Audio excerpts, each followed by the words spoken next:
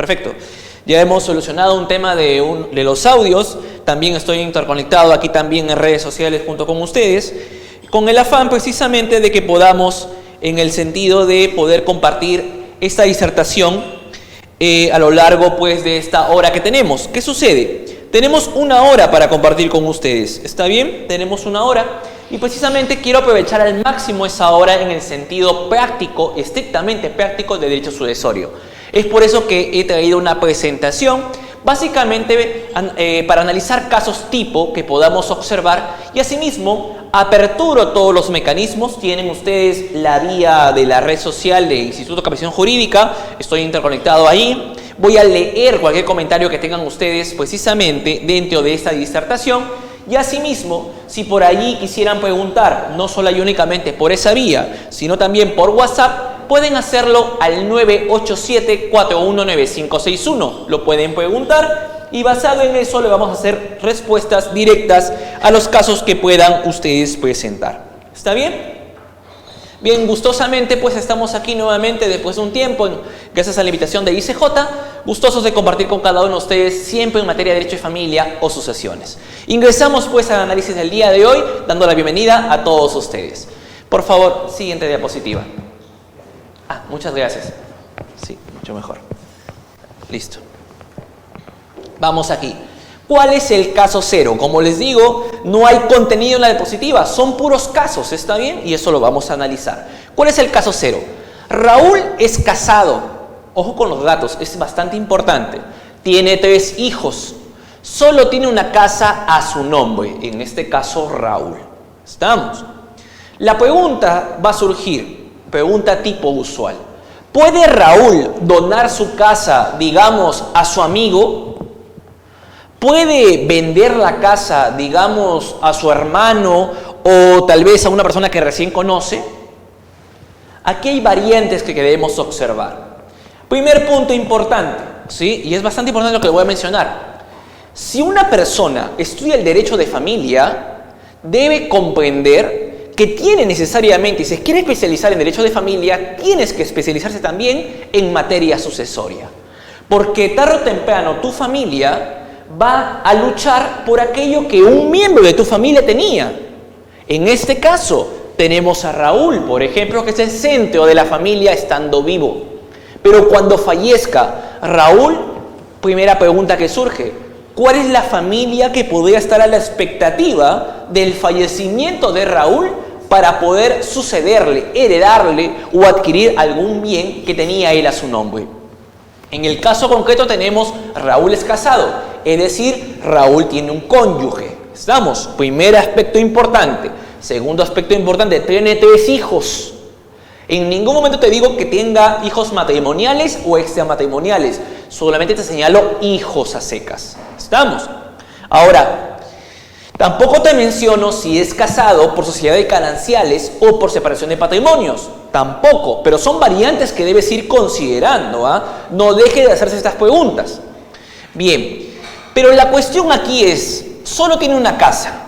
Si te pregunto si puede donar, en ese caso concreto, la pregunta es, ¿Raúl está vivo o ya falleció? Si te estoy preguntando si puede donar, si puede regalar su casa, digamos que solamente esté a su nombre porque es una casa adquirida antes del matrimonio en sociedad de gananciales, digamos, y por lo tanto es un bien propio, ¿estamos? Pregunta, siendo un bien propio, ¿puede donar, regalar su casa a quien quiera o no? Siendo un bien propio, ¿puede Raúl vender su casa a quien quiera o no? Aquí van a surgir 2 variantes. 2 variantes en el sentido no legal, sino en cuanto al pensamiento de respuesta. Algunos consideran y dicen, solamente puede donar, solamente puede vender su tercio de libre disposición. Otros dicen, ¿pero por qué? No es así. Raúl puede hacer con sus bienes lo que quiera. ¿Cuál de las 2 situaciones nos encontramos? ¿Es lo mismo donar que vender? ¿Puede hacer lo que quiera o no? Ante ello les pregunto a ustedes, si ustedes compran un carro y lo ponen a su nombre y luego se casan o por ahí tienen hijos sin casarse, pregunta, ese carro que compraron, ¿es de ustedes ¿O es de su cónyuge, de su pareja o de sus hijos? ¿Acaso no es de ustedes? Y si es de ustedes, ¿existe alguna norma legal que limite al propietario de un vehículo a vender o regalar su vehículo? No, ¿verdad? No existe ninguna norma legal. Doctor, pero sí existe, porque existe el tercio de libre disposición, la mitad y lo demás. No, esa es una norma que ahí donde viene el tema de la especialización. Primero, cuando estás vivo y tienes una familia, todo se regula por las leyes normativas del derecho de familia. Y cuando falleces, toda tu vida, que antes se regulaba por derecho de familia, ahora ya no se regula por derecho de familia, se regula por derecho sucesorio. Pero mientras estés vivo, sigue regulando el derecho de familia. Por ese motivo yo te suelo decir esto en mis clases. Hacemos una línea. Para arriba es la vida, para abajo es la muerte. En otras palabras, para arriba el derecho de familia, para abajo el derecho sucesorio. Basado en eso te pregunto, ese tercio de libre disposición, esa mitad de libre disposición, esa disponibilidad del 100%, ¿estamos hablando en el ámbito del derecho de familia, sobre la línea, o en el ámbito del derecho sucesorio, bajo la línea? ¿En cuál de los dos lados nos encontramos? ¿Sobre o abajo? Si hablamos del tercio y la mitad y demás, de libre disposición y la legítima, estamos hablando bajo la línea. Es decir, estamos hablando en el momento en el cual Raúl ya murió, ya no está con nosotros. Pero pregunta, en el caso concreto, ¿Raúl ya murió? ¿Raúl está muerto o no? Raúl está vivo. Porque Raúl está vivo, por eso te hablo, ¿puede donar? La respuesta en ese caso es, sí puede donar, tranquilamente puede regalar todos sus bienes y no pasa nada. Doctor, pero ¿puede hablarse de despilfarrar sus bienes? Es otro cantar. Hablar de interdicto por despilfarrar bienes, malos gestores, pródigos, es otro tema. Pero de que puede hacerlo, puede hacerlo. ¿Estamos? Doctor, ¿y el tercio? Eso se verá cuando él muera, pero todavía Raúl está vivo. Segunda pregunta, ¿Raúl puede vender la casa? También puede vender la casa, puede vender el bien que está a su nombre tranquilamente, sin ningún tipo de restricciones. Ojo, hablo de bienes propios. Si fueran bienes sociales, 315 del Código Civil necesita la intervención de los dos cónyuges, del cónyuge varón y el cónyuge mujer. Pero en este caso hablo de un bien propio, en concreto. Y por ese motivo puede donar y puede vender tranquilamente y no pasa nada. ¿Por qué? Porque Raúl sigue vivo. El problema surgirá cuando fallezca, pero todavía no hemos llegado a ese caso. Por ese motivo, caso cero. Raúl está vivo, puede hacer lo que quiera. Ahora, trasládalo a tu vida. Tu papá, tu mamá, sí, aquel anciano, persona anciana, o persona que tiene todos los bienes a su nombre, y tú estás esperando que te dé algo, que te dé lo que mereces, lo que te corresponde como hijo. Pregunta, ¿tienes derecho en este momento a recibir algo, en este momento, a recibir algo de tu padre o de tu madre? ¿Tienes derecho ahora o todavía? Todavía, porque todavía tus padres están vivos. Si quieren tus padres, lo único que van a hacer es coger sus bienes, los venden o los donan o consiguen dinero, los venden a cualquier precio y se van de paseo y no pasa nada. Van a disfrutar su vejez y no pasa nada. Pero y yo soy el futuro heredero. Tú lo has dicho, el futuro. No eres heredero todavía.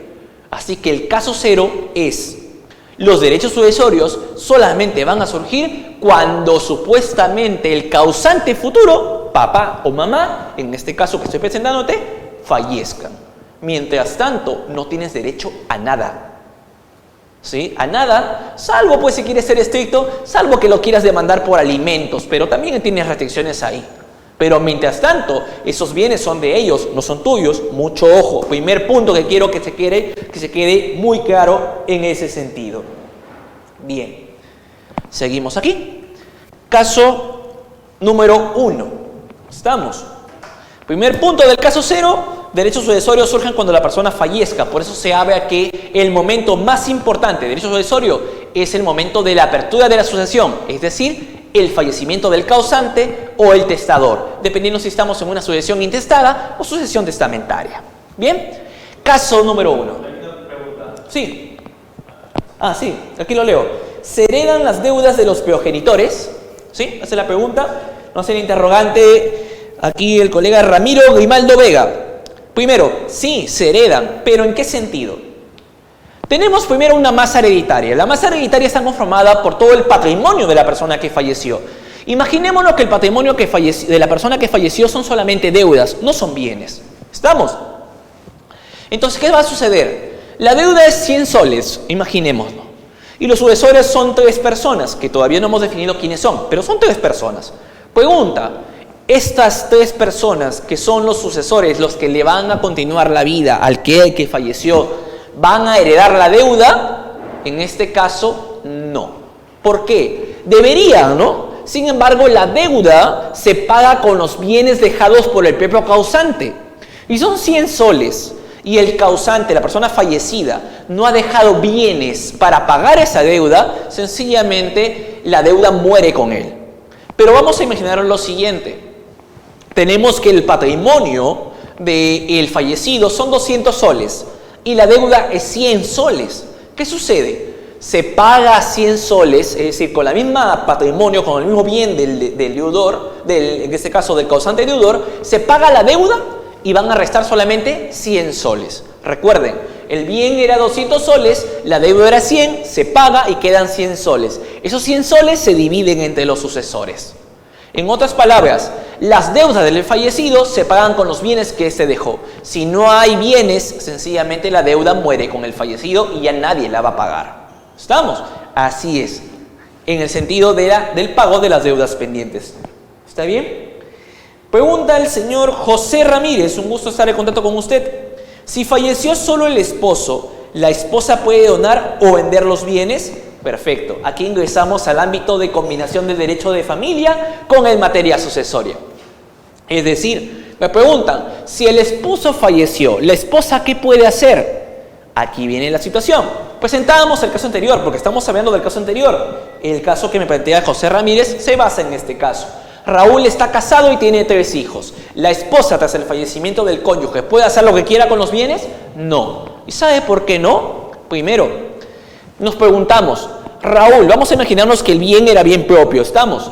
Raúl al fallecer, la pregunta que surge es, si él no dispuso de sus bienes y quedan sus bienes a su nombre cuando él muere, ¿quiénes son los sucesores de Raúl en este caso?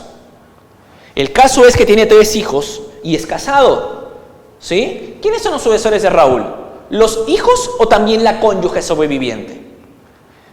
De acuerdo al 816 del Código Civil, que pueden revisar ustedes, 816 del Código Civil, van a observar que los sucesores en ese caso son la cónyuge sobreviviente y los 3 hijos de Raúl. En ese sentido, el bien de Raúl, como era bien propio, le pertenecía 100% a Raúl, se va a dividir en este caso entre 4 personas. 25% para la cónyuge, 25% por cada hijo. Esa sumatoria hace que todo sume 100%.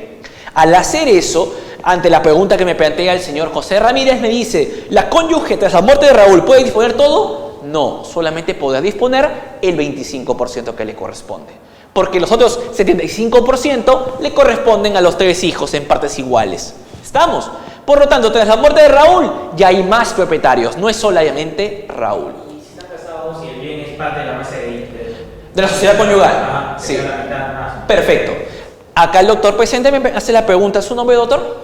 Javier. El doctor Javier justamente me hace la consulta. ¿Y qué sucedería si no fueran bienes propios, si no fueran bienes sociales? Pues lo que va a pasar es lo siguiente. Primero, el que falleció es Raúl, el varón.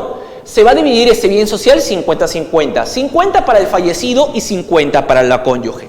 Luego, este 50% de Raúl se va a dividir entre sus sucesores. ¿Quiénes son? La cónyuge y sus 3 hijos. Es decir, 50 se va a dividir entre 4. En ese sentido, serían 12.5 más o menos, ¿sí? En ese sentido, la cónyuge finalmente se llevará 50 más 12.5, lo cual hará 62.5, y cada hijo se quedará solamente con 12.5% del bien. De esa manera, la cónyuge podrá donar, vender lo que quiera, pero referente precisamente a su 62.5%. Esa es la diferencia entre uno y otro. En el tema de la donación, si es que se dona a los hijos, ¿sí influye? Ahí sí existe una limitación. No. Ahí no influye. ¿Qué sucede? El doctor me pregunta lo siguiente. Si en la donación yo donara a los hijos, ¿Qué sucede? ¿Tengo limitación alguna? Todavía no, porque sigo vivo. Mientras esté vivo puedo hacer lo que quiera. Lo que sucede después de mi muerte lo vamos a ver en unos casos posteriores. ¿Estamos? Pero mientras estoy vivo puedo hacer lo que guste con mis bienes. ¿Estamos? Bien, seguimos aquí. Para servirle, Ramiro. Me pregunta Antonia Salas. Cuando los padres deciden dar un anticipo de legítima a uno de los hijos, ¿cómo quedan los demás sin colación y con colación? Perfecto. Esa pregunta, Antonia, la vamos a resolver en un caso posterior. ¿Le parece? Vamos a ir precisamente tocando caso por caso. No se preocupe, sí lo vamos a resolver. ¿Por qué siempre hereda el padre y por qué no la madre si son casados por sociedades gananciales? Sí heredan los dos, en ese sentido. No entiendo muy bien la pregunta, doctor Eduardo. Sí heredan los dos. Justamente planteaba y aclaraba justamente con Javier. Javier justamente me hacía la pregunta y lo habíamos aclarado. Espero que haya quedado más claro en cuanto a su alcance. Bien, caso 0. Caso 1. No se preocupe, señora Antonia, doctora Antonia, que vamos a resolver su consulta, solamente que va a ser un poco más adelante. ¿Estamos? Caso número 1. Raúl es soltero y viene conviviendo con Rosa por más de 5 años. Ojo, ya hablamos del matrimonio, ahora estamos hablando de ingresar un poquito al lado convivencial. Convive por más de 5 años. Raúl tiene 3 hermanos. Los padres de Raúl ya han fallecido, ya no hay papás, de Raúl al menos. En un accidente de tránsito fallece Raúl. Ojo, por si acaso, Raúl no tiene hijos. Raúl ha convivido con Rosa por más de 5 años. Raúl tiene 3 hermanos. Raúl no tiene padres vivos. Fallece Raúl. ¿Quiénes son los sucesores de Raúl? ¿Quiénes serían? En una convivencia de 5 años, ¿quiénes serían los sucesores de Raúl si tiene él 3 hermanos? Son casos tipo habituales, y aquí van a surgir 2 respuestas, que una es correcta y una no lo es, pero surgen 2 respuestas porque siempre hago esta pregunta a nivel nacional y me dan respuestas. Primera respuesta, ¿sabes qué? Rosa se queda con todo. ¿Sí? Primera respuesta. ¿Por qué? Porque es su conviviente, pues, y ya convivió por más de 2 años, porque convivió 5, así que se cumplen los requisitos del 326 del Código Civil. Segunda respuesta, bueno, los herederos son los 3 hermanos de Raúl. Pregunta, ¿quién tiene la razón? ¿Rosa o los hermanos? ¿Quién gana? ¿Qué nos dice el 816 del Código Civil? Nos dice lo siguiente, que ¿quiénes están en una posición mejor? ¿La conviviente o los hermanos? ¿Quiénes ganarían? En realidad, el 816 del Código Civil no nos habla en ningún lado de la conviviente o el conviviente. ¿Habla de qué? De la unión de hecho. ¿Y qué es unión de hecho? La unión de hechos implica que de alguna manera yo he convivido mínimamente 2 años con mi pareja, que no he querido casarme aún teniendo la posibilidad de hacerlo porque no existe ningún impedimento legal que me prohíba hacerlo. Sin embargo, yo no me casé y seguí viviendo con esa persona y de repente registré mi convivencia ante los registros públicos y lo transformé esa convivencia en una unión de hecho. Es decir, si yo convivo 20 años con una persona y no escribo, no registro mi unión de hecho, mi convivencia nunca será una unión de hecho.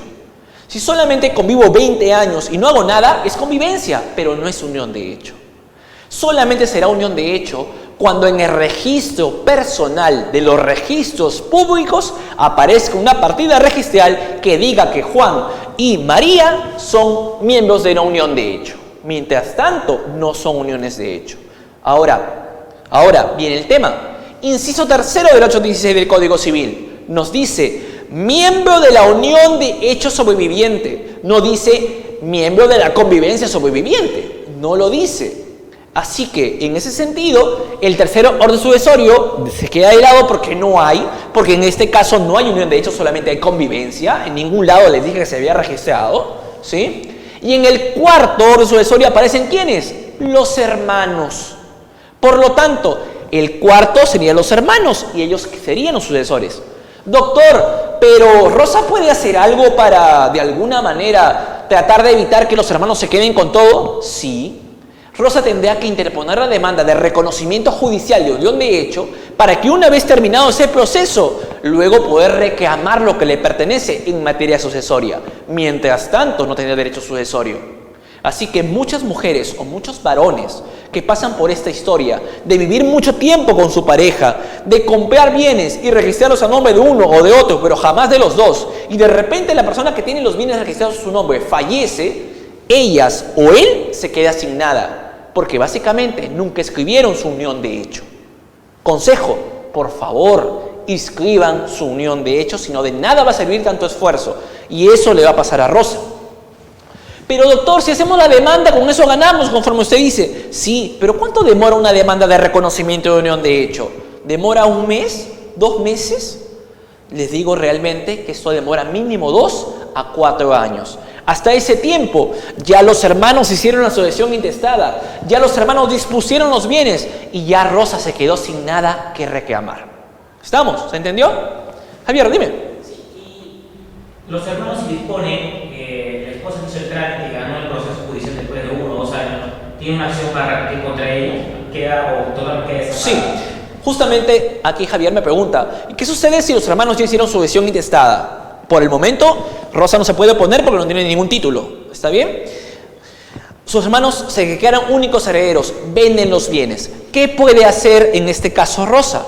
Rosa tranquilamente lo que tendría que hacer es, primero, reconocimiento de unión de hecho, hará la demanda contra los sucesores, en este caso de Raúl, que vendrían a ser sus hermanos, va a ganar el proceso, una vez ganado tendría que interponer la demanda de petición de herencia, con la finalidad de ser incorporada a la sucesión. Y en base a eso, podría reclamar al menos el valor del bien que no lo puede poseer ya. ¿Y lo reclamará a quiénes? A los hermanos, ¿sí? Porque básicamente ella tiene mejor derecho que los hermanos.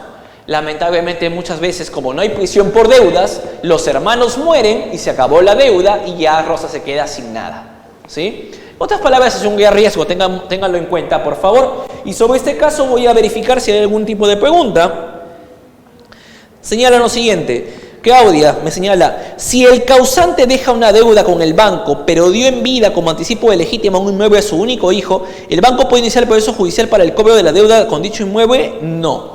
En ese caso no, porque el bien ya fue anticipado previamente. Ahí el bien ya está a nombre del hijo, ¿sí? Mucho con eso, el banco no puede intervenir. Ya que por allí el banco quiera anular el anticipo, siempre y cuando lo quiera interponer como acción pauliana, es decir, aquel acto mediante el cual el deudor, de alguna manera, que tiene deudas, pero se dona bienes para no pagarlas, si el banco logra ejecutar la acción pauliana correspondiente, estando vivo todavía el deudor, genial. Pero si ya pasó mucho tiempo y no se ejerció ningún tipo de acción, lamentablemente el banco ya perdió. Bien, vamos aquí, seguimos. Caso número 1, ¿quiénes son los sucesores de Raúl? Ya habíamos conversado al respecto. Seguimos respondiendo sus consultas, también voy a ver si por ahí escribieron por WhatsApp, todavía no, solamente escribieron por ahí, encantado de ayudarlos. Bien, caso número 2, vamos acá. José tiene 3 hermanos, ¿estamos? Tiene a su papá y madre viva, ojo con los datos, ¿eh? Tiene a su papá y madre viva, no tiene hijos, se encuentra casado con María. José falleció por una enfermedad. ¿Quiénes son los sucesores de José? Acá hay más datos y aquí sí me animo a conversar un poco sobre lo que es el 816 del Código Civil. ¿Qué sucede?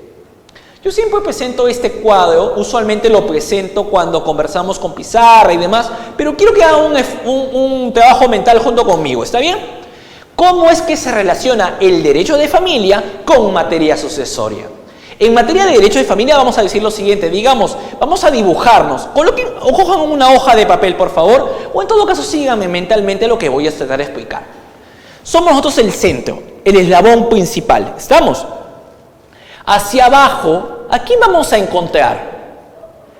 Vamos a encontrar en este caso a nuestros hijos. Hacia arriba, ¿a quién vamos a encontrar? Vamos a encontrar a este caso a nuestros padres. Si de nuestros padres subimos un eslabón más, ¿a quién vamos a encontrar? A los abuelos, ¿cierto? Por cuestiones lógicas. Hijo, mi papá, mi abuelo. Si quiero ir hacia mi tío, es el hermano de mi padre, es el otro hijo de mi abuelo, diríamos, si soy yo el centro, mi padre, mi abuelo y su hermano debe estar derecha o izquierda, como quieran ponerlo, al costado de mi padre. ¿Estamos? Y si quiero ir de alguna manera a mi primo, en este caso, diríamos que es el hijo de mi tío, lo cual sería mi padre, mi abuelo, mi tío y mi primo. ¿Estamos? Si quiero ir hacia mi hermano, yo diría lo siguiente: voy hacia mi padre, el otro hijo de mi hermano, entonces el que debe estar a mi costado, ahí está mi hermano. ¿Por qué hago este gráfico en materia de familia? Porque la idea es hacer lo siguiente. Si seguimos el gráfico diremos: ¿cuántas líneas existen de mi persona hacia mi hijo? ¿Acaso no hay una sola línea? Por ese motivo, como hay una sola línea, decimos primer grado, línea recta descendente. ¿Y por qué recta? Porque no he ido de derecha a izquierda, solamente he bajado uno. Si voy hacia mi padre, ¿cuántas líneas hay? ¿Acaso no hay una sola? Por ese motivo decimos primera línea, primer grado, línea recta ascendente. Hacia mi abuelo, ¿cuántas líneas hay? Hacia mi padre una, hacia mi abuelo dos. Segundo grado, línea recta ascendente. Si voy hacia mi tío, hay uno hacia mi padre, dos hacia mi abuelo y hacia mi tío les decía que era hermano de mi padre, así que vamos hacia derecha o izquierda como ustedes lo hayan graficado, pero son tres líneas y como son a los lados, llevamos de colateralidad. Sería 1, 2, 3, tercer grado en línea colateral. Y si vamos hacia el hijo de mi tío, sería 1 hacia mi padre, 2 hacia mi abuelo, 3 hacia mi tío y cuarto hacia el hijo de mi tío, en este caso mi primo, cuarto grado en línea colateral. Y si voy a mi hermano, subo a mi padre y bajo 1, segundo grado en línea colateral. ¿Se entiende? El gráfico es sencillo y con eso de alguna manera entiendo cómo es que se considera todo el parentesco por consanguinidad. Ahora, ¿y por qué me mato hablando de esto? Porque básicamente estamos tratando derecho sucesorio y quiero explicarles cómo este cuadro de familia, jurídicamente hablando, se traslada al 816 del Código Civil, que representa los órdenes sucesorios. Entendiendo el ámbito familiar, entendemos la vía sucesoria. Y no estoy memorizándome nada. No les digo revisen la norma. Lo que les digo es sigan la lógica. ¿Estamos? ¿La lógica cuál es? Si un padre o una madre fallece, ¿quién depende económicamente de ellos? ¿Depende económicamente de su hermano? ¿Su esposa? Tal vez, su esposo, su esposa tal vez, ¿no? Pero también pueden trabajar. Pero de alguna manera, ¿quién sí o sí necesita de él? ¿Acaso no son sus hijos? ¿Acaso las demandas más comunes no son alimentos? Claro que sí, ¿verdad?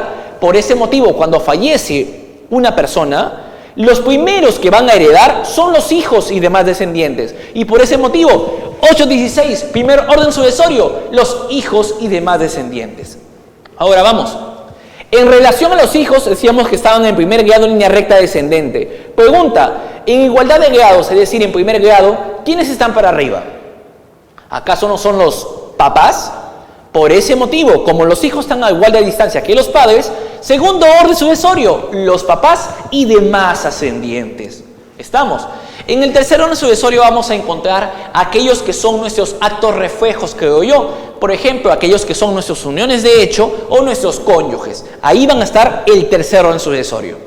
Hasta allí tenemos 1, 2 y 3. Hacemos una línea, por favor, que divide el resto. Pasamos al cuarto, quinto y sexto. Si ustedes observan, el primero y el segundo son los que están en línea recta. Hablamos de padres y demás descendientes, hablamos de hijos y demás descendientes, es decir, línea recta. ¿Qué pasa con los colaterales? Van a estar debajo de esa línea que les he presentado.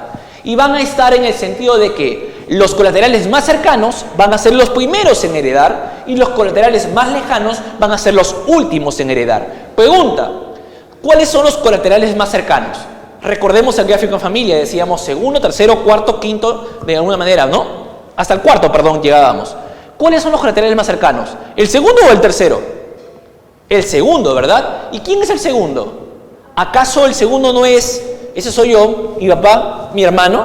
El segundo es mi hermano. Y por ese motivo, ¿cuál es el colateral más cercano? Mi hermano. Y en ese sentido, el cuarto orden sucesorio, ¿quiénes son? Mis hermanos. Los que están en segundo orden en línea colateral. ¿Estamos? Ahora, ¿quiénes siguen en este sentido?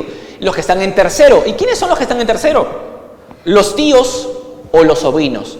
¿Por qué? Aquí estoy yo, padre 1, abuelo 2, tío 3. Y por ese motivo ellos están en el quinto orden sucesorio. Me falta un orden, que es el sexto. ¿Y quiénes me faltan aquí en este cuadro de familia? ¿Quiénes son los que están sobrando? Los primos. ¿Y quiénes son los primos? Los que están en el cuarto orden sucesorio.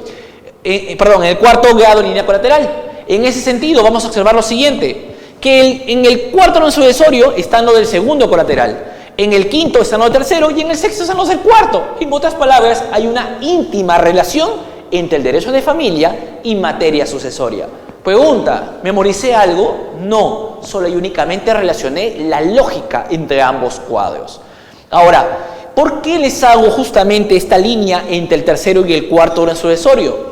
Porque los que están encima de la línea son los llamados herederos, en este caso, forzosos.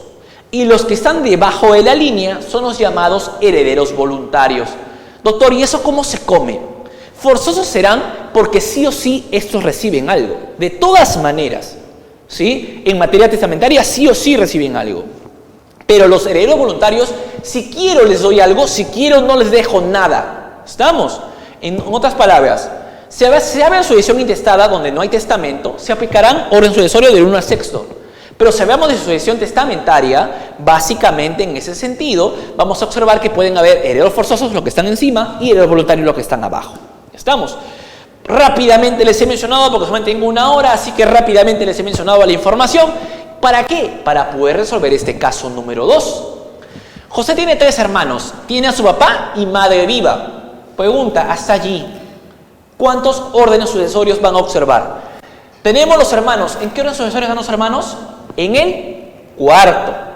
Papá y madre viva, ¿en qué orden sucesorio están? Están en el segundo, ¿sí? No tiene hijos, es decir, no hay del primer orden. Hasta ahí tenemos el segundo y el cuarto. Se encuentra casado, ¿en qué orden sucesorio estamos? En el tercero, ¿estamos? Ahora, José muere. ¿Quiénes heredan?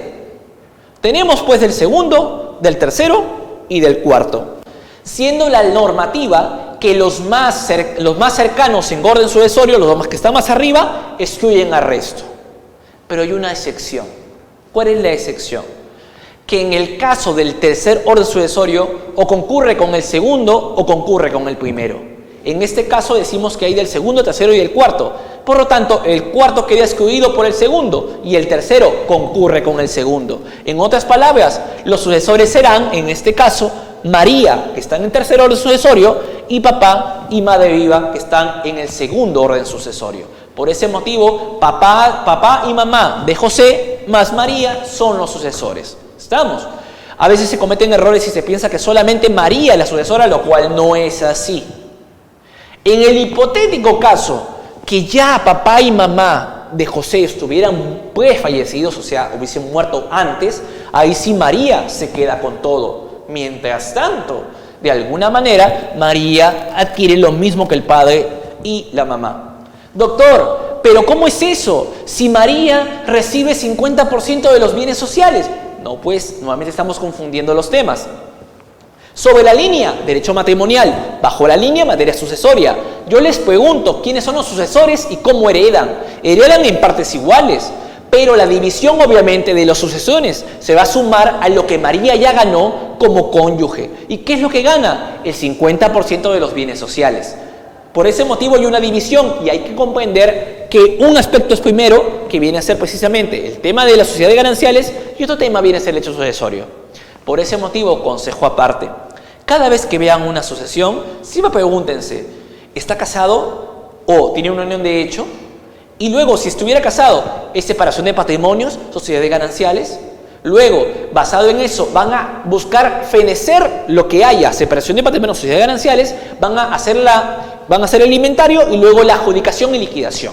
Y con eso, básicamente, terminan la vida matrimonial y luego pasarán al derecho sucesorio. No salten vías, no combinen formas, vayan por partes. ¿Estamos?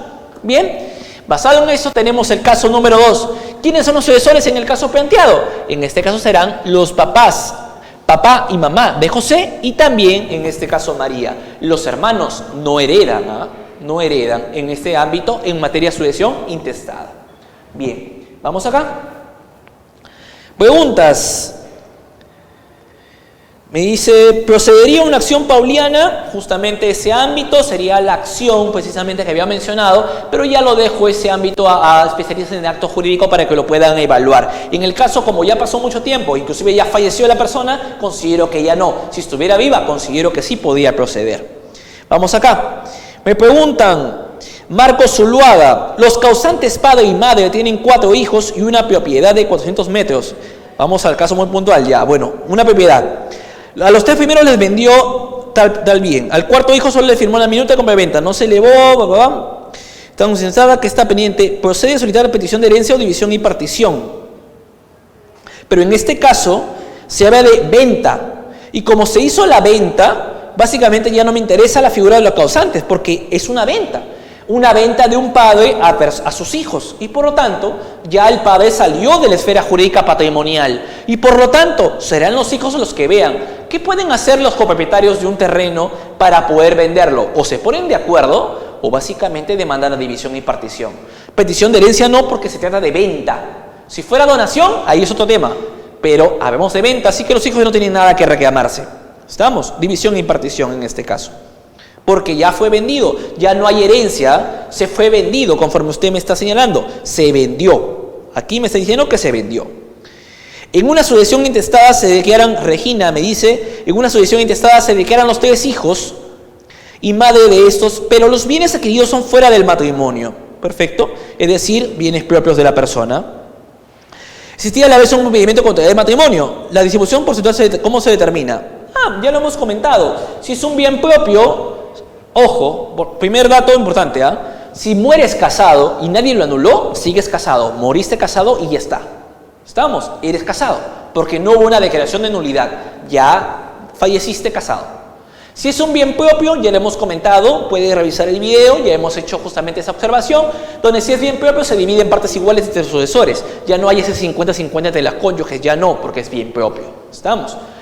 Bien, seguimos acá. Mi madre falleció en un accidente de tránsito. Lamento eso. Ya. Tiene una casa de provincia, una sucesión intestada y poder... Bueno, aquí vamos a ver bien este punto, porque ya vamos ingresando a puntos muy puntuales. Vamos acá. Luis Reyes. Vivo con mi madre en Badajoz hace como 30 años. Al fallecer mi madre, ¿su pareja puede reclamar una parte de la casa? Sí, puede reclamar, siempre y cuando se puedan casar, pero sobre todo siempre y cuando exista un reconocimiento de unión de hecho. ¿Está bien, Luis? Debe haber un reconocimiento de unión de hecho previo para poder reclamar. Caso contrario, tranquilamente, en este caso, los hijos, ¿sí? Los hijos podrán quedarse con el bien pertinente. Sí puede reclamar, porque están conviviendo, así que mucho ojo con esto. Sí tiene que estar debidamente registrada en los registros públicos, Luis, porque si no, de alguna manera, no hay constancia de que hubo unión de hecho. ¿Sí? Mucho ojo con eso, por favor. Ramiro Grimaldo, te voy a responder esto posteriormente porque es una pregunta muy puntual y entiendo, me refiero con cuestiones muy sofisticadas que escapan un poco al tema del día de hoy. ¿Sí? Bien, vamos acá. Caso número 3. Ingresamos un poco a lo que nos preguntaba, si es que no recuerdo, más o menos cuál es su nombre, Regina. ¿Sí? Justamente el tema de los anticipos. Ella me preguntaba, doctor, con dispensa de colación, sin dispensa de colación, anticipo de legítima, ¿cómo se come eso? Mucho se escucha y poco de alguna manera se entiende en ese sentido. Por ese motivo vamos a comenzar con una pregunta muy sustancial, muy interesante. ¿Puedo dar en anticipo de legítima un bien a mi enamorada? ¿Sí o no? ¿Puedo hacerlo o no puedo hacerlo? Preguntas que siempre hago. ¿Por qué? Porque hablamos de anticipo de legítima. ¿Qué significa legítima? ¿Recuerdan el cuadro del 1 al 3, del 4 al 6? Les decía, hagan una línea, les decía, arriba herederos forzosos, abajo herederos voluntarios. ¿Recuerdan? Los que están por sobre la línea tienen en ese sentido la calidad de herederos forzosos. ¿Por qué? Porque a ellos les corresponde la legítima. La porción que sí o sí les va a caer de todas maneras, la legítima. ¿Estamos? Es decir, la legítima solamente está dirigida a los herederos forzosos. ¿Y quiénes son los herederos forzosos? Primer orden sucesorio, hijos y demás descendientes. Segundo orden sucesorio, los papás y demás ascendientes. Y tercer orden, cónyuge y miembros de la unión de hecho. Son los únicos que gozan en ese sentido de lo que se considera como una legítima. La enamorada, la siempre enamorada o el simple enamorado, que recién conoces hace poco, ¿está dentro de esos órdenes sucesorios o no? No está. Y como no está, sencillamente no puedes darle un anticipo de legítima. Doctor, pero le quiero regalar algo. Perfecto, regálale. Será una donación, pero no será un anticipo de legítima. Y es que las donaciones, los regalos que hacemos a los llamados herederos forzosos futuros son denominados anticipo de legítima. Por ese motivo es que cuando, por ejemplo, un papá o una mamá se ponen de acuerdo y dicen, quiero adelantar la herencia a mis hijos, esa figura se denomina anticipo de legítima, que en cristiano es una donación, pero para los herederos forzosos. ¿Sí? Y por ese motivo el anticipo de legítima tiene que hacerse con escritura pública, si no será nulo, porque la donación se hace por escritura pública. Ahora, basado en eso, ¿puedo hacer esto? No, no puedo. Solamente puedo anticipar a mis llamados herederos forzosos. Esa es básicamente la pregunta número 0 dentro del ámbito del anticipo de legítima. Ahora vamos a ingresar un poquito a lo que es el tema de colación y sin dispensa de colación. Vamos acá. Caso número 4. Decimos, María tiene 2 hijas, Laura y Ana. María le anticipó su único inmueble a Ana. Ana vende el bien. Tras el fallecimiento de María, Laura quiere saber qué puede hacer. ¿Puede reclamar o no puede reclamar? Se lo pongo así. En este caso, María tiene 2 hijas, Laura y Ana. Pero solamente María, el único bien que tenía, digamos que sea una casa, le anticipó porque ella quiso, porque quería más en este caso a Ana, la quería más, por alguna razón tenía problemas con su hija Laura, ¿sí? Y María le anticipó solamente a Ana.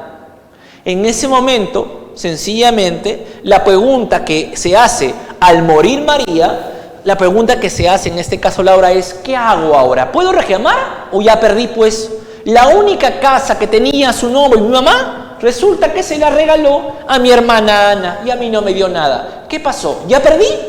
¿Ya quedó todo ahí? No, señores, no es así. Aunque muchos piensen que es así, no es así. ¿Por qué? Porque esta figura del anticipo va a ser sometida también a una figura jurídica llamada colación. ¿Qué significa esto? Vamos acá. Es cierto que María puede donar, puede anticipar lo que quiera, pero cuando muera, ingresamos a lo que decíamos, lo que está debajo de la línea. Y lo que está debajo de la línea tiene que verse regulado con la figura de el respeto a la legítima, aquello que los herederos forzosos merecen, ¿sí? Y por lo tanto, si hay una parte de todo el patrimonio de la masa hereditaria que no se puede tocar porque va dirigida a los herederos forzosos llamado legítima, debe haber una parte que sí se puede tocar. Y esa parte que se puede tocar se denomina porción disponible. Así que todo el patrimonio se divide en 2 partes. Una porción disponible, que es la más pequeña, y una legítima. ¿Estamos? Ahora, tenemos que dilucidar cuál es la legítima y cuál es la porción disponible. Porque todo suma 100%.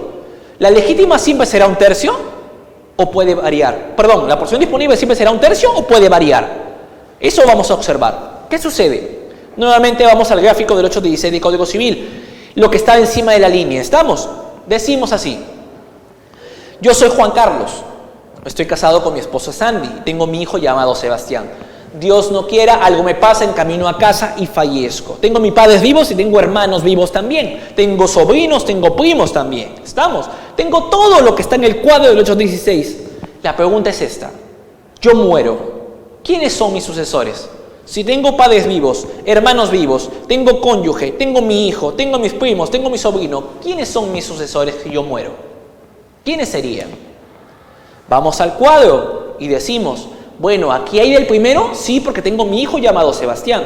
Del segundo orden, también, porque tengo mis padres vivos. Del tercero, también, porque tengo mi esposa. Del cuarto, también, porque está mi hermano. También tengo del quinto, porque están mis tíos. Y también tengo del sexto, porque están mis primos. Pero el primero le ganó a toditos los de abajo. Así que mi hijo se debe quedar con todo. Pero la excepción, ¿cuál era? Que el tercero concurre con el segundo o con el primero. En este caso concurrirá con el primero. ¿Mis sucesores quiénes son? Mi hijo Sebastián y mi esposa Sandy. ¿Estamos? Ahora, ¿por qué hago esta mención? Porque si tú, cuando has dado un anticipo de legítima o una donación y has fallecido, y vas a observar que tras tu fallecimiento te van a sobrevivir personas que están dentro del primer orden o del tercero, digo o, no digo ia, del primer orden o del tercero, de alguna manera, es porque tienes, si hay uno arriba y tercero abajo, ¿qué significa? Un tercio. Tienes un tercio de libre disposición. Es decir, si tú vas a regalar algo, donar algo y falleces, existiendo tu cónyuge o tu hijo vivo, sencillamente tienes un tercio de libre disposición y eso es lo que tiene que respetarse. Solamente tienes un tercio para hacer lo que quieras y el resto, los otros 2 tercios, van para tu hijo y para tu cónyuge. Vamos a imaginarnos que no tengas hijos, que yo no tenga hijos, ¿está bien? Yo solamente tengo mi esposa, tengo mi padre, tengo mis hermanos. Fallezco. ¿Quiénes son mis sucesores? Nuevamente el cuadrito, decimos, primer orden, ¿hay? No, porque no hay hijos. Del segundo, sí están los papás. Del tercero, están justamente mi cónyuge. Del cuarto, están mis hermanos. Pero el segundo excluye el resto. Así que queda el segundo, pero concurre por excepción con el tercero. Por ese motivo, sucesores, mis padres y mi cónyuge. ¿Estamos? Ahora, pregunta, ¿cuál es mi porción disponible? Como hay del tercero, en este caso hay del tercero y el segundo, diríamos que tengo un tercio de libre disposición. Variamos el caso ahora. ¿Qué sucede? Yo fallezco y no estoy casado, no tengo miembro de hecho, no tengo hijos, pero tengo padres vivos y tengo hermanos. ¿Quiénes son mis sucesores? ¿Hay del primero? No hay. Del segundo sí hay, está en el papá. Del tercero hay, no, porque no estoy casado ni tengo miembro de hecho. Del cuarto sí hay, pero del segundo ya excluyó al cuarto. Y como hay del segundo, mis papás adquieren solos. Ahora, viene el tema. Si solamente hay del segundo y ya no hay del primero ni del tercero, tengo la mitad de libre disposición. ¿Sí? Porque tengo solamente el segundo orden. Y vamos a imaginarnos, yo muero y no estoy casado, no tengo hijos, no tengo padres. Es decir, no hay nadie que está sobre la línea. Si no hay nadie que está sobre la línea, yo tengo el 100% de libre disposición. ¿Estamos? Porque no hay ningún heredero forzoso, solamente heredero voluntario. ¿Sí? Nuevamente, información rápida te estoy dando, ve el video constantemente porque te puede ayudar. ¿Estamos? Ahora, ¿por qué, doctor, hace esta mención? Porque yo quiero decirte que hay porciones disponibles que pueden ser el tercio, mitad o 100%. No es solamente el tercio, como muchas veces se piensa. ¿Estamos?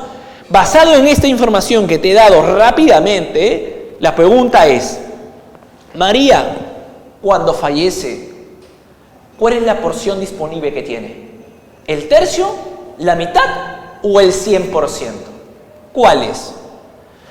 Repito el caso, María tiene 2 hijas, Laura y Ana. María le anticipó solamente a Ana, Laura solamente miró, no hizo nada, sencillamente murió en este caso María. ¿Qué puede hacer? ¿Qué sucede? Aquí la porción disponible que tenía María sola y únicamente era el tercio de libre disposición. Porque básicamente los sucesores son Laura y Ana y ellas están ubicadas en el primer orden sucesorio, por eso tiene un tercio de libre disposición. Entonces la pregunta es, ¿qué debe hacer en este caso Laura? Laura tendrá que observar primero la escritura pública del anticipo para observar si es con dispensa o sin dispensa de colación. Vamos a imaginarnos si fuera sin dispensa de colación. Si dices que es sin dispensa de colación, en este caso, lo que pasará es lo siguiente. Ana, que fue la anticipada, tendrá que devolver, como vendió el bien, tendrá que devolver el valor comercial del bien al momento del fallecimiento de María. ¿Y le devuelve a quién? A reconformar la masa hereditaria para que ese valor se divida en 2 personas. ¿Quiénes? Laura y Ana. Y por lo tanto, el valor comercial del bien se divide entre 2. Laura tendría el derecho a quedarse con el 50%. Por lo tanto, Ana se transformaría en deudora indirectamente de Laura y ya le debe el 50% del valor del bien. Eso es sin dispensa de colación. Ahora, si fuera con dispensa de colación, ¿qué es lo que pasa, doctor? Ya, ahí cambia la figura. Porque si es con dispensa de colación, quiere decir que María tuvo el deseo de privilegiar en algún sentido a Ana y privilegiarla con su porción disponible. ¿Cuál es su porción disponible? El tercio, ya lo sabemos que es el tercio. Por ese motivo decimos, 33.3% de esa casa sí o sí se va a quedar con Ana. Como ya lo vendió, 33.3% del valor comercial de esa casa sí o sí es para Ana. ¿Y qué sucede con el 66.6%? Pues se dividirá en dos, entre Laura y Ana. Siendo así, lo único que va a tener que devolver Ana a Laura en su momento será el 33.3% de lo que es precisamente el valor comercial de la casa, ya no el 50%. ¿Vieron la diferencia? Una cuestión es con colación, devuelves menos, y otra cuestión es sin dispensa de colación, que devuelves en este tema, de alguna manera, el 50% o devuelves más si lo quieres ver en ese sentido. Por ese motivo, sugerencia personal. Si los padres quieren anticipar un bien en favor de una persona X dentro de su familia, sugiero que sea con dispensa de colación. Caso contrario, mejor no anticipes nada porque le vas a complicar la vida, le vas a complicar la historia a la persona anticipada. Ojo, esto siempre y cuando se va a dar, se da así. ¿Por qué? Porque María sola y únicamente tenía un solo bien. Si hubiese tenido tal vez otros bienes, tranquilamente, pues, y fuera con dispensa de colación, tal vez, no se sabe, tal vez ese tercio del libre disposición, tal vez se completaría de tal manera que no tendría en este momento Ana nada que devolver. Pero como fue su único bien, tiene que devolverlo de todas maneras una parte de él. Eso se evalúa caso por caso. ¿Estamos? Bien, vamos a ver si hay alguna pregunta que puedan haber presentado. Me dice Óscar Pedraza, vamos a ver acá. Del caso 2, los herederos forzosos son María y los padres de José. Ah, perfecto, la respuesta. Bien, los herederos forzosos son María y los padres de José. En este caso, María recibe 50 más 1. Y los padres, los restantes, siempre que se llegan en seres y si bien propio en partes iguales. Ah, ok. La pregunta variante, claro, eso es lo que mencionaba Óscar. Justamente se tiene que evaluar sociedad ganancial o separación de patrimonios para ver, pues, primero la división del matrimonio y luego pasar del sucesorio, ¿sí? Siempre por partes. Primero definimos los sociedades gananciales o separación de patrimonios y luego pasamos al hecho sucesorio. No combinemos uno con otro, si no nos vamos a marear, ¿sí? Entonces, está bien, sí se puede hacer eso y dependerá, pues, del tipo de régimen patrimonial, de cómo se haga la liquidación previa de ese régimen. ¿Estamos? Nuevamente reitero, si sociedades gananciales, 50 para el fallecido, 50 para el sobreviviente. Y ese 50% se divide entre los sucesores. Y si no es sociedades gananciales, si no es, o siendo es bien propio, o sea separación de patrimonios, ese bien pasa 100% abajo y se divide entre los sucesores. Eso dependerá del caso concreto. ¿Cuánto demora? Esa es una pregunta puntual, ¿no? Regina. ¿Cuánto demora un proceso de división y partición? Y si hay oposición, en realidad, un proceso judicial, división y partición, usualmente lo llevo en la vía abreviada, suele demorar entre 2 años a 3 años como mínimo, porque siempre va a haber oposición de alguna manera, no se van a poner de acuerdo y sí o sí se va a llegar a remate hasta tercer remate, lo cual va a dilatar la ejecución del procedimiento. Bien, dígame, Javier. Una pregunta, o sea, si es que hay un anticipo y no se pone una cláusula de reversión, se transfirió la propiedad, es posible que las partes, durante el anticipado, puedan firmar mediante una adenda, incluir una cláusula de reversión al anticipo ya realizado. De poder se puede, porque es un contrato, pero difícilmente se da. ¿Por qué? Porque lamentablemente caras vemos, corazones no sabemos. Los hijos, cuando recibimos precisamente un anticipo de legítima, lo primero que queremos hacer es disponer del bien. Inclusive votar a los padres del bien que fue anticipado. Por ese motivo, aunque exista esa posibilidad, las dos partes deben estar de acuerdo. Por lo tanto, los hijos difícilmente van a estar de acuerdo en ver la posibilidad de devolver el bien. ¿Y si están? Si están, se puede hacer. Sí. Y regresa a mí. Exactamente. Pero si es que está. Si no está, no se puede. ¿Y no me genera ningún tipo de efectos igual a cabala, todo tipo de... Ah, no, claro, eso ya involucra pues la reversión, todas las consecuencias jurídicas que se pueda haber colocado en la disposición. Y en mi orden sucesorio, mi tercio no se ve limitado. O sea, yo ya anticipé y estoy regresando, entonces mi tercio queda intacto. Claro, es que en realidad el tercio solamente se da cuando uno fallece. Y por lo tanto, mientras esté vivo, todavía no hay tercio, no hay mitad, no hay nada.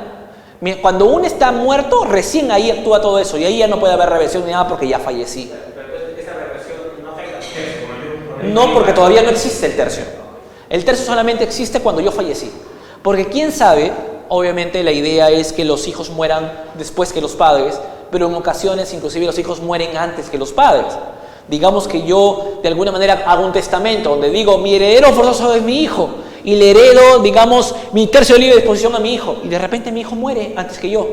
¿Qué sucede? Sencillamente esa cláusula del testamento ya caducó, ¿no? Y ya no tiene efectividad. Puede pasar. Entonces, tantas cosas que pueden pasar en la vida de las personas que no podemos de alguna manera ejecutarlas hasta que fallezca. Recién ahí veremos si pasó el tercio, mitad o libre disposición, ¿sí? Bien, seguimos. Vamos aquí. Gracias por sus preguntas. Como les digo, estoy intentando responder, tengo solamente 1 hora, así que estoy tratando de hacer la información lo más rápido posible y más práctica posible, ¿sí? Justamente esto es una clase introductoria. La idea es que ICJ justamente tengamos la plena disponibilidad de poder hacer un diplomado en materia sucesoria, y estoy comentando muchos puntitos rápidamente con la finalidad de dejarles a ustedes la iniciativa y soliciten justamente que se ejecute un diplomado en ese sentido, o en todo caso una mayor cantidad de clases que podamos asumir con una mayor cantidad de horas de por medio. Bien, seguimos acá. Caso número 5. Vamos a controlarnos el tiempo también. Ok, así como jugando ya llegamos a la hora. Bien. Caso número 5. Si recibí un anticipo de legítima con dispensa de colación, ¿quiere decir que nadie me va a exigir la devolución del bien o de su valor? No, no es así. Ya lo hemos conversado. No te va a exigir la devolución de todo, pero sí de parte de él. Doctor, pero si ya lo vendí, igual el valor del bien comercial, en ese momento tienes que devolverlo. Doctor, ¿cómo es eso del valor comercial? No lo entiendo. Porque mire, doctor, yo lo vendí a 100 soles. Pero ahora el bien vale 1000. ¿Qué debo devolver? ¿100 soles o 1000? Debe devolver 1000 soles. Ya no los 100. ¿Estamos? El valor comercial del momento en el cual fallece la persona que anticipó, el anticipante. Así que mucho cuidado cuando recibas un anticipo. ¿Está bien? Muchísimo cuidado, por favor. ¿Estamos? Muchísimo cuidado con eso. Entonces aquí la respuesta es, ¿tengo que devolver? Sí, sí tienes que devolver, por lo tanto sí te pueden exigir, ¿sí? Tenga en cuenta eso, por favor. Cecilia Villa nos pregunta, ¿en una misma escritura de sucesión intestada se puede definir los bienes que corresponden a cada cual si todos los herederos están de acuerdo? Ok. Primero, en una sucesión intestada no se define división de bienes, en una sucesión intestada básicamente se define quiénes son los sucesores. Y en consecuencia, no se trata de hacer una división y partición en una escritura pública de sucesión intestada. Básicamente yo lo único que digo es, yo sucedo igual que él. Y básicamente luego hacemos el traslado en cada partida de cada vehículo, de cada inmueble. Si de alguna manera se traslada en porcentajes, si quiero hacer división y partición, será una escritura pública de división y partición posterior, no en la misma sucesión intestada. ¿Estamos? Espero haberme entendido, doctora Cecilia. Sí, justamente, Rosalena, quisiéramos que se aperture, así que vamos a incentivar a ICJ que así lo haga. Bien, seguimos. Caso número 6. María, soltera, otorga un anticipo de legítima, su único bien en favor de Laura. Ana, es un complemento del caso anterior, pero no es el mismo. Ana, la otra hija de María, está preocupada porque sabe que el único bien que tiene su madre, ¿qué puede hacer en ese momento? Es decir, en ese momento, todavía sigue viva María, todavía no ha fallecido María. Pregunta, ¿Laura en ese momento puede hacer algo o no? No puede hacer nada. Pero doctor, ¿por qué no? Si también Laura es heredera y además puede reclamar la colación. Sí, pero María sigue viva, pues. Como María sigue viva, Laura no tiene derecho sucesorio a nada, todavía. Mañana más tarde tal vez, pero todavía no. Así que mire y que aplauda a Ana, pues, y que quiera mejor a María, tal vez por ahí le va a dar algo. Mientras tanto, no puede hacer nada. ¿Estamos? No puede hacer nada. Vamos acá. Caso número... me pasé el 8. Caso número 7. Vamos acá. Juan emite un testamento. Vamos a tocar un poquito de sucesión testamentaria, ¿sí? Juan emite un testamento, instituye como heredero a su cónyuge y a sus 2 hijos, dividiendo los bienes de la futura masa hereditaria entre ellos. Ojo, repito el caso. Juan emite su testamento e instituye como heredero a su cónyuge y a sus 2 hijos. Y los divide los bienes entre ellos en el testamento. Juan se divorcia de su cónyuge. Juan muere. ¿Qué pasa con el testamento?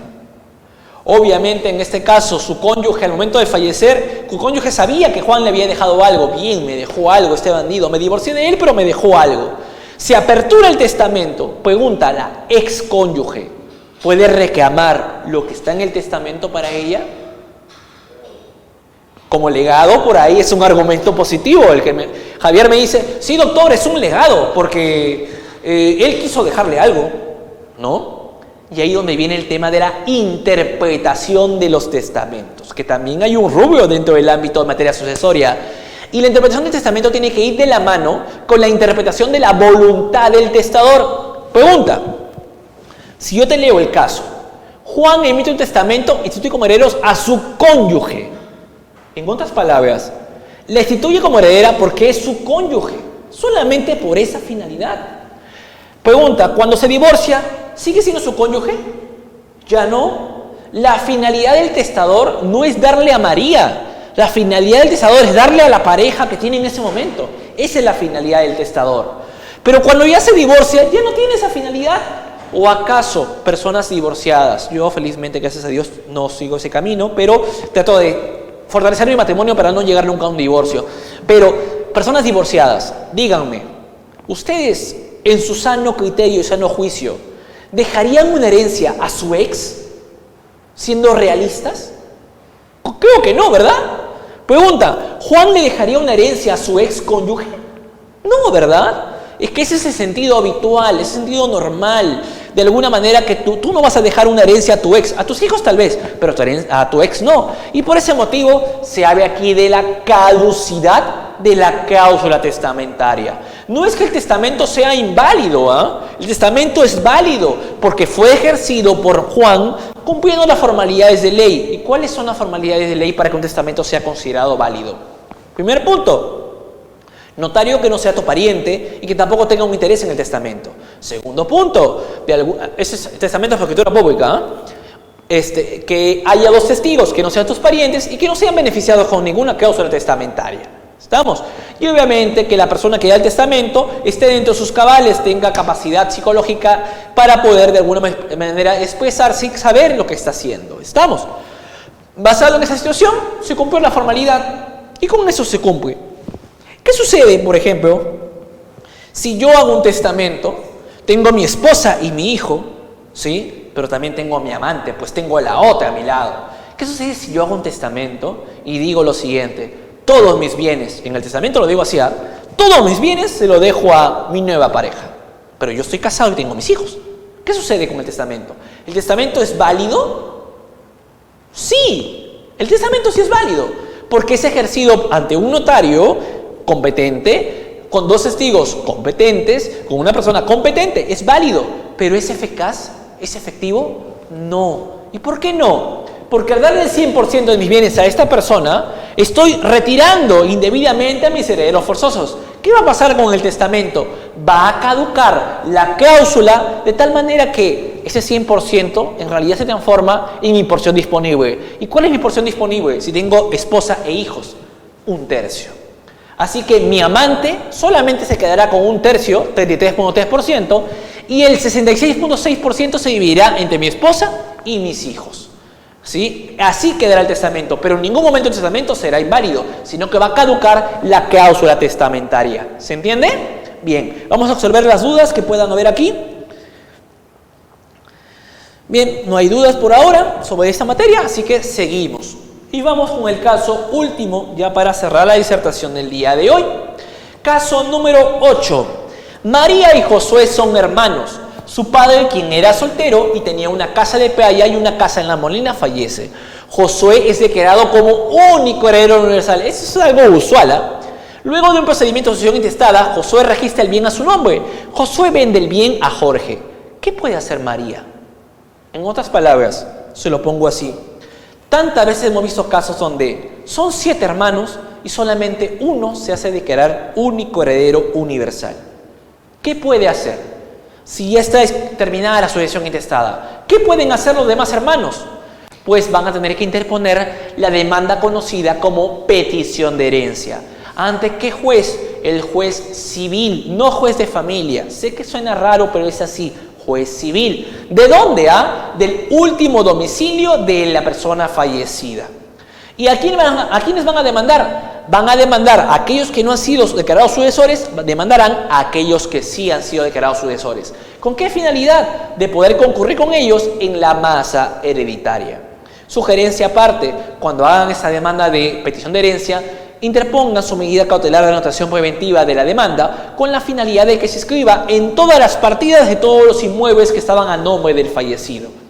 Y pónganse a rezar, porque si de alguna manera estos sucesores declarados en forma universal vendieron los bienes, será mucho más complicado recuperar el valor. Recuerden, no hay prisión por deudas y estos hermanos, malos hermanos, van a despilfarrar los bienes con tal de desaparecer y ustedes ya no podrán cobrar nada. Así que mucho ojito. Sé que duele cuando una persona fallece y sobre todo cuando la persona que los une fallece, los hermanos lamentablemente se destruyen. Esto es algo que veo constantemente, como les digo, solamente me dedico a ver temas de familia y sucesiones, vivo de esto, tengo mi estudio que solamente se dedica a esto, por eso dicto clases sobre esto, porque lo veo en la práctica constantemente y lamentablemente hay mucha destrucción de la familia y eso también forma parte de un historial constante de conflictos que se desencadenan tras el fallecimiento del papá o de la mamá. Así que mucho ojo con eso, ¿sí? Bien, hemos tratado de hacer un recorrido rápido, de alguna manera, de diferentes casos. Hemos tenido solamente 1 hora de exposición, nos hemos alargado un poquito más. Espero que haya sido satisfactorio para cada uno de ustedes. Y básicamente quiero cerrar la exposición. Antes de cerrar mi exposición, hay una pregunta de Noemi Ruth Chagay. Me dice, ¿en qué casos los bienes pasan a las sociedades de beneficencia? En los casos en los cuales no hay ninguno de los órdenes sucesorios que hemos mencionado. No hay hijos ni descendientes, no hay padres ni descendientes, no hay cónyuge ni miembro de hecho, no hay hermanos, no hay tíos ni sobrinos y tampoco hay primos. Si no hay ninguno de ellos, de la persona que falleció, viene beneficencia pública a quedarse con todo.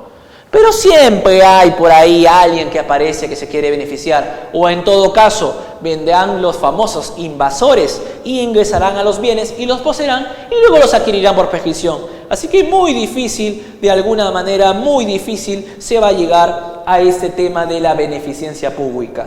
¿Estamos? Muy difícil. Bien, dejo mis datos, aquí me pregunta Luis Reyes, siempre de alguna manera dejo mis datos. Primero, presentarles cada vez que cierro una exposición y no sé cuándo voy a volver, porque el ICJ me tiene que volver a invitar para poder regresar.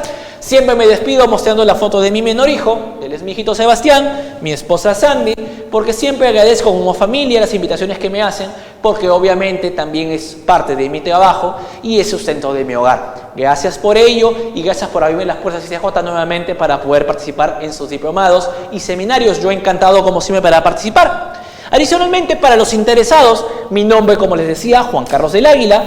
Cualquier pregunta que tengan en materia de familia o sucesiones, preséntense por favor como alumnos de ICJ y me van a decir, soy alumno de ICJ, lo conocí en tal fecha, en tal transmisión en vivo, quiero hacer una pregunta sobre este caso en materia de familia y sucesiones. Me lo preguntan y yo lo respondo. ¿Estamos? Doctor, tengo una demanda judicial que me llegó, ¿qué puedo hacer? Por favor, resuélvame, soy alumno de ICJ. Pregúnteme y le respondo. Pueden utilizar el correo o si alguno quiere, puede utilizar el WhatsApp y me puede por ahí mandar la foto de la demanda, la foto de su escrito que quieren hacer, quieren una opinión sobre lo que están haciendo, les digo mi opinión al respecto, me mandan nota de voz o me mandan foto o me escriben. Pero por favor, pedido que siempre hago a mis alumnos, no me llamen, solamente nota de voz o mensaje de texto o foto. ¿Por qué? Porque los que me llaman son los clientes. Ellos sí, llámame por favor. Si alguno quiere ser mi cliente, me llama. Si no, por el momento yo los voy a ayudar en todo sentido, siempre y cuando solamente me escriban por WhatsApp. ¿Se entiende? ¿Sí? Espero no ofender a nadie. Soy siendo franco y directo. Prefiero dejar este número libre en cuanto a llamadas para los clientes. ¿Estamos? Aquí están algunos artículos, no están todos, pero están la mayoría de ellos que he podido publicar. Ingresan al link o sencillamente googlean Juan Carlos del Águila Llanos y van a encontrar el link de los artículos. Adicionalmente, siempre invito a todos los alumnos, aquí hay 84 casos ya publicados. Es un grupo de Facebook llamado Análisis Legal de Conflictos Familiares. Ya no publico ahí nada. Sin embargo, hay 84 casos comentados por diferentes colegas que les puede servir de utilidad en materia de familia y en materia sucesoria.